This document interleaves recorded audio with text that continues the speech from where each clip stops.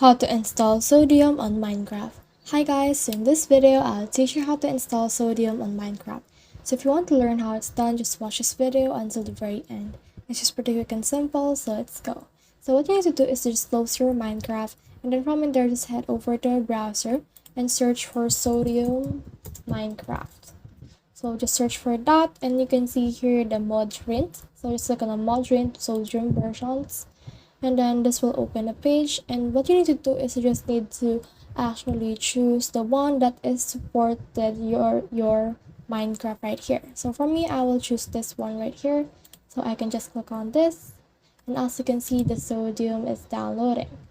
So once it's done downloading, what I need to do is to head over to my downloads folder.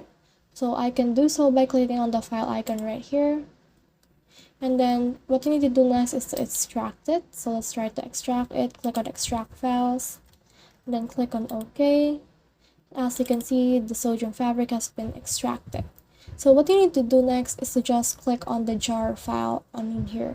So usually once you have downloaded and extracted it, that means that it's already been installed. But what you need to do is to just click on this JSON file right here. Just copy that, and then from in there, just click on the Windows button and R button simultaneously on your computer, and this will open the app data percent. Then just run this on the run. Then this will open this. So what you need to do next is to just click on the Minecraft. If there have a Minecraft folder, so just click on Minecraft.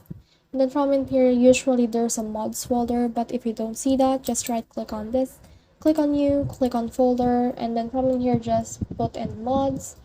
Then enter that folder and then copy in here the fabric for the mod of the Sodium.